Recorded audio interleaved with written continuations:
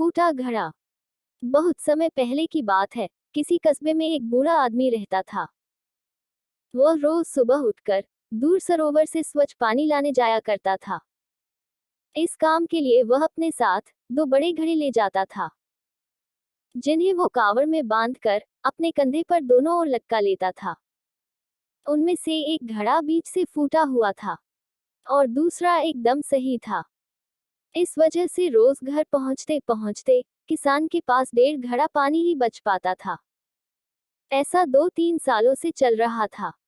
सही घड़े को इस बात का घमंड था कि वो पूरा का पूरा पानी घर पहुंचाता है और उसके अंदर कोई कमी नहीं है। वहीं दूसरी तरफ फूटा घड़ा इस बात से शर्मिंदा रहता था कि वो आधा पानी ही घर तक पहुंचा पाता है और बूढ़े आदमी की मेहनत बेकार चली जाती है। फूटा घड़ा ये सब सोचकर बहुत परेशान रहने लगा और एक दिन उससे रहा नहीं गया। उसने बूढ़े आदमी से कहा, मैं खुद पर शर्मिंदा हूँ और आपसे क्षमा मांगना चाहता हूँ। बूढ़े आदमी ने पूछा, क्यों, तुम किस बात से शर्मिंदा हो? फूटे घड़े ने दुखी होते हुए कहा, शायद आप नहीं जानते, पर मैं एक जगह से फूटा हुआ हूँ और पिछले 2-3 सालों से मुझे जितना पानी घर पहुंचाना चाहिए था, बस उसका आधा ही पहुंचा पाया हूँ। मेरे अंदर ये बहुत बड़ी कमी है और इस वजह से आपकी मेहनत बर्बाद होती रही है। बूढ़े आदमी को घड़े की बात सुनकर थोड़ा दुख हुआ और वह बोला, कोई बात नहीं, मैं चाहता हूँ कि आज लौटते वक्त तुम रास्ते में पड़ने वाले सुंदर फूलों को देखो। घड़े ने वैसा ही किया। वह रास्ते भर सुंदर फूलों को देखता आया।